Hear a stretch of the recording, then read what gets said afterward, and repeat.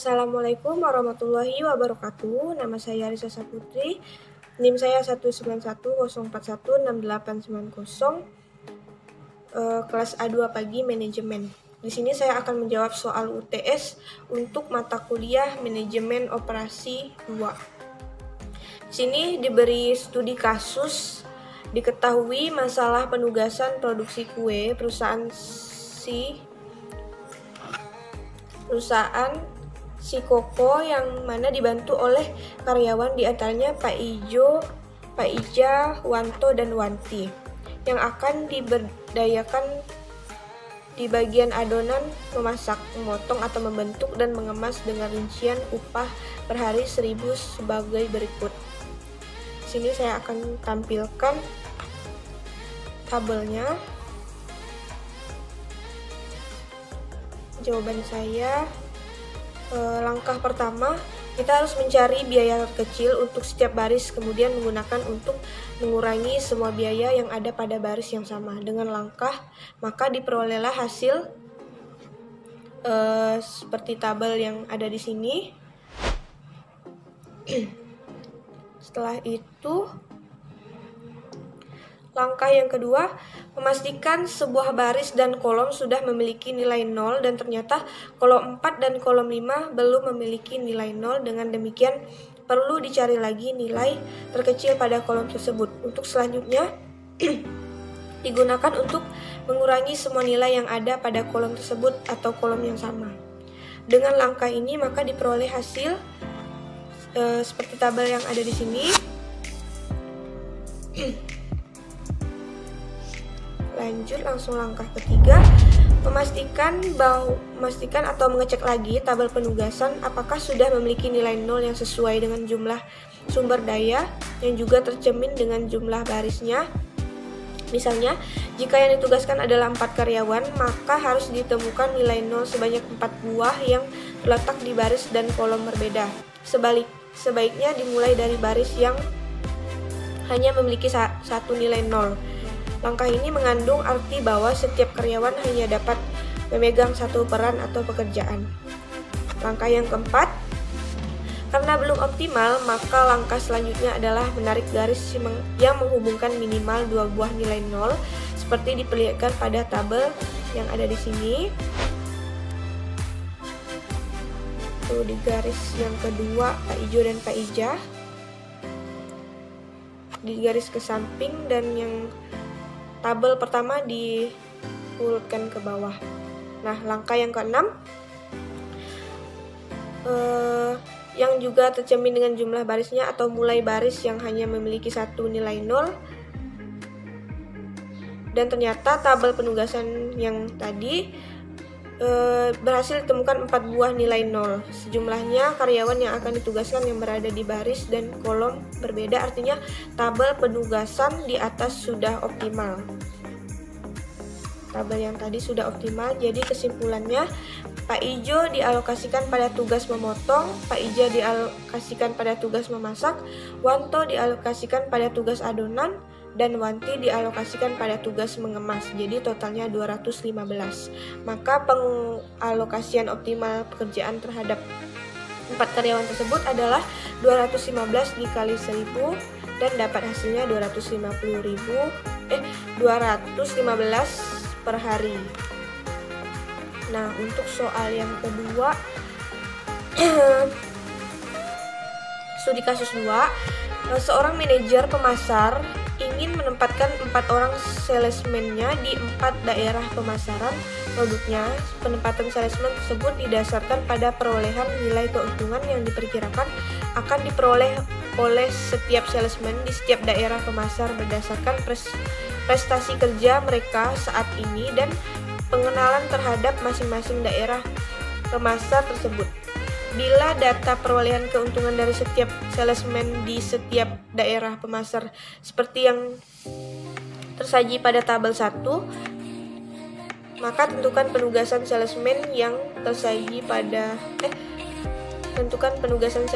harus dibuat oleh sang manajer agar keuntungan yang diperoleh maksimal. Di sini sudah dikasih tabel. Penjelasannya, 7 Tujuan yang ingin dicapai dalam penugasan salesman di atas adalah diperolehnya keuntungan yang maksimal sehingga masalah ini tergolong dalam masalah maksimasi. Langkah yang pertama untuk menyelesaikan masalah ini dengan menggunakan metode Hungarian adalah menentukan nilai terbesar dari setiap baris dengan hasil seperti ini.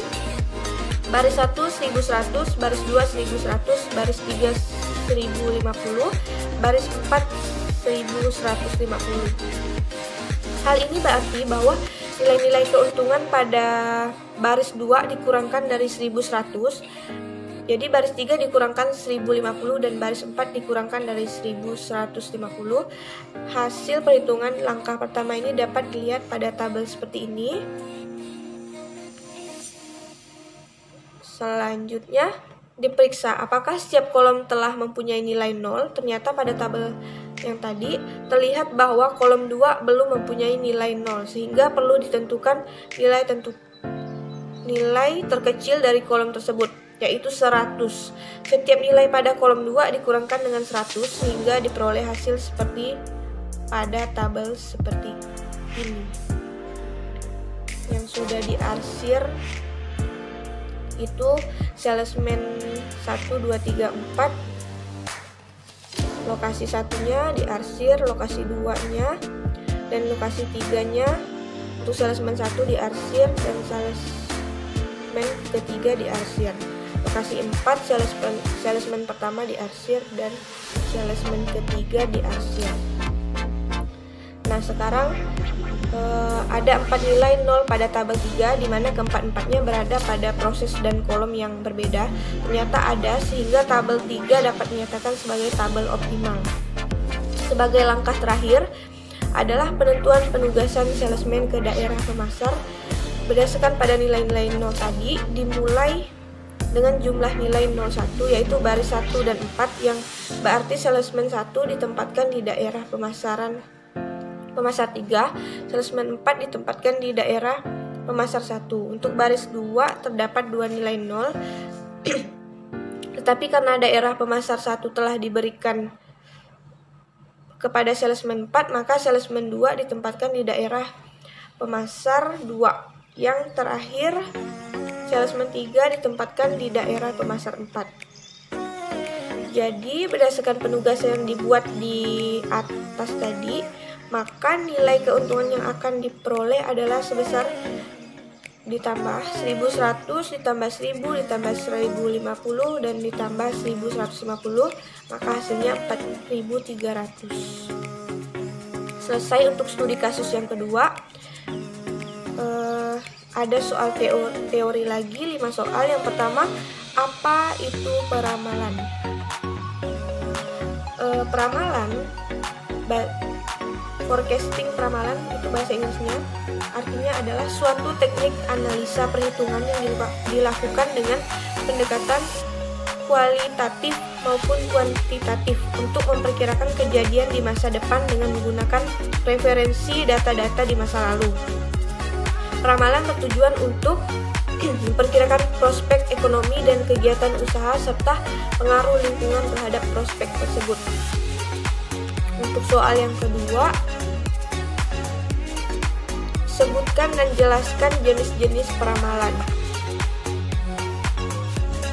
Berdasarkan horizon waktu, peramalan forecasting bisa dibedakan menjadi 3 jenis, yaitu yang pertama peramalan jangka panjang adalah yang meliputi waktu yang lebih panjang dari 18 bulan seperti contohnya peramalan yang dibutuhkan dalam hubungannya dengan penanaman modal dan merencanakan fasilitas dan merencanakan untuk kegiatan lead bank. Yang kedua, peramalan jangka menengah adalah yang meliputi waktu antara 3 sampai 18 bulan seperti contohnya peramalan untuk merencanakan penjualan, merencanakan produksi dan perencanaan tenaga kerja tidak tetap. Yang ketiga, perencanaan jangka pendek adalah yang meliputi jangka waktu kurang dari 3 bulan seperti contohnya peramalan dalam keterkaitannya dengan merencanakan pembelian material, membuat jadwal kerja, dan menugaskan karyawan. Soal yang ketiga, mengapa strategi peramalan sangat urgen atau penting bagi perusahaan?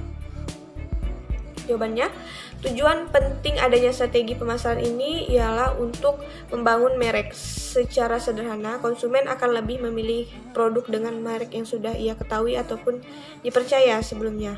Dengan adanya pemasar, konsumen akan tahu merek kita, apa saja produk dan merek kita, dan apa saja kelebihannya. Jadi, strategi pemasaran berperan penting dalam menjaga pertumbuhan usaha dalam jangka waktu panjang. Usaha dalam jangka waktu yang panjang sangat ditentukan oleh kekuatan sebuah merek dan kualitas produk yang dihasilkan. Soal yang keempat, jelaskan pendekatan peramalan yang digunakan.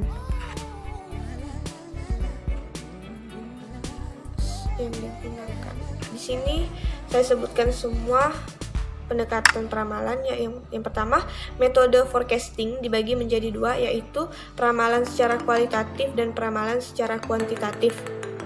Peramalan secara kualitatif maksudnya adalah peramalan yang menggunakan pendapat dan analisis yang deskriptif, sementara peramalan kuantitatif yaitu peramalan yang berkaitan dengan hitungan matematis. Metode forecasting kuantitatif berikut merupakan beberapa metode peramalan yang sering digunakan. Adapun yang merupakan kelompok metode peramalan kuantitatif. Yang pertama ada time series. Metode time series atau deret waktu merupakan metode peramalan yang menghubungkan keterkaitan antara variabel dependen atau variabel yang dicari dengan variabel independen atau variabel yang mempengaruhinya, kemudian dihubungkan dengan waktu, mingguan, bulanan, atau tahun. Yang kedua, metode kasual atau sebab akibat. Metode peramalan kuantitatif yang kedua yaitu metode kasual methods atau metode sebab akibat. Metode forecasting kualitatif. Metode peramalan kualitatif ini sifatnya lebih subjektif dibandingkan dengan kuantitatif. Yang pertama ada survei pasar. Metode ini dilakukan dengan cara mencari masukan atau pendapat dari konsumen yang berpengaruh terhadap rencana pembelian pada saat periode pengamatan. Yang kedua, juri dari opini eksekutif. Untuk melakukan metode ini caranya dengan meminta opini dan pendapat dari kelompok kecil yang terdiri atas manajer pemasar, manajer produksi, manajer teknik, manajer keuangan, dan manajer logistik, dan hasilnya kemudian digabungkan dengan model statistik. Yang ketiga, gabungan tenaga penjualan seperti namanya kemudian penjual. Kemudian mereka meramalkan tingkat penjualan di daerah masing-masing yang pada akhirnya digabungkan di tingkat provinsi dan nasional. Yang keempat, terakhir, metode Delphi. Metode Delphi ini sebenarnya mirip dengan metode kuesioner. Untuk melakukan metode ini hanya perlu menyebar kuesioner, tetapi jawaban dari kuesioner yang terkumpul disederhanakan terlebih dahulu sebelum diberikan kepada ahli untuk peramalnya. Dan soal yang terakhir, jelaskan 8 tahap dalam melakukan peramalan. Ada 8 tahap untuk melakukan peramalan menurut Heiser dan Render tahun 2009. Yang pertama, menentukan penggunaan dari peramalan tersebut. Tujuannya apakah yang ingin dicapai. Yang kedua, memilih items atau kuantitas yang akan diramalkan. Yang ketiga, menentukan horizon waktu dari peramalan, apakah 1-30 hari atau jangka pendek, 1 bulan sampai 1 tahun, atau jangka menengah atau lebih dari 1 tahun, jangka panjang. Yang keempat, memilih metode peramalan. Yang kelima, mengumpulkan data yang diperlukan untuk membuat ramalan. Yang keenam, menentukan metode peramalan yang tepat. Yang ketujuh, membuat peramalan. Dan yang terakhir 8, mengimplementasikan hasil dari peramalan. Demikian itu saja jawaban UTS saya untuk mata kuliah Manajemen Operasi 2 ini. Saya ucapkan terima kasih. Wassalamualaikum warahmatullahi wabarakatuh.